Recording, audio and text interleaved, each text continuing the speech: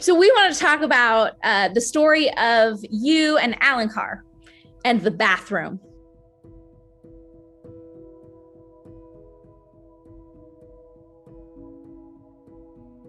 I mean, my ceiling was literally falling through. I knew that I had had a leak that was in the toilet, which I fixed myself. So I'm thinking, well, maybe the same thing happened where it was leaking from the same area, but it wasn't. It was from the bathtub. I tried to seal where it was leaking. Okay. And it just wasn't happening. And is that your only bathtub or shower? That's the only bathtub. Yeah. My mother lives with me and she has health issues. When she heard the news, the first thing was, when are you going to get the bathtub fixed? No pressure, right?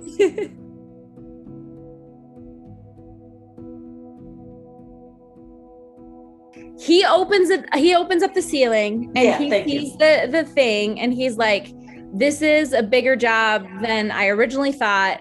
You might not be able to use your bathtub for a while.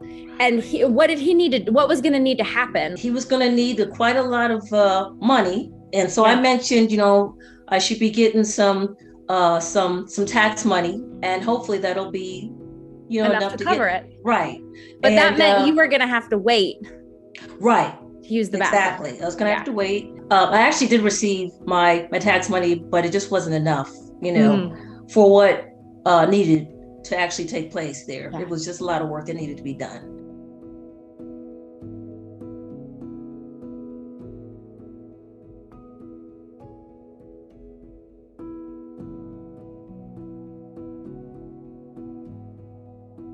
He came back, I think maybe the next day.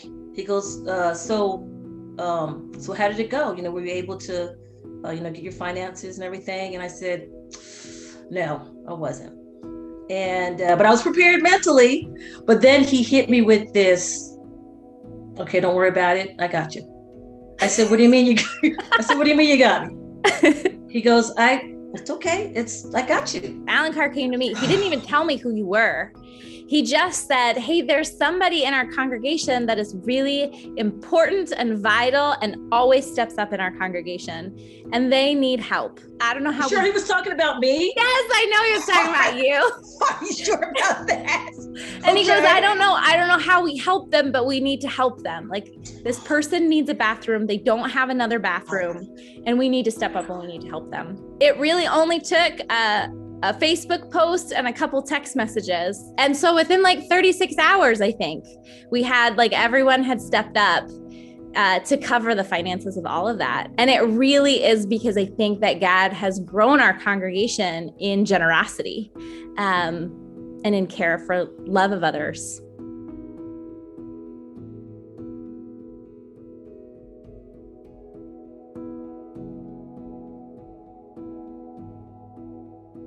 If the tub hadn't gotten fixed, what would have life looked like? I would have adapted, but I don't think my mother would have adapted very well, because that would have been really hard for her. Really, really hard for special needs. Yeah. Talk about the relief of knowing that you no longer needed to figure out how to pay for this repair. Well, the first thing that came to mind was I didn't feel like I was worth that. I didn't feel like, I was worthy to receive so much love and so much, so much attention. There are a lot of other people who are going through a lot more than what I'm going through. So that's why I was very shocked and very thankful.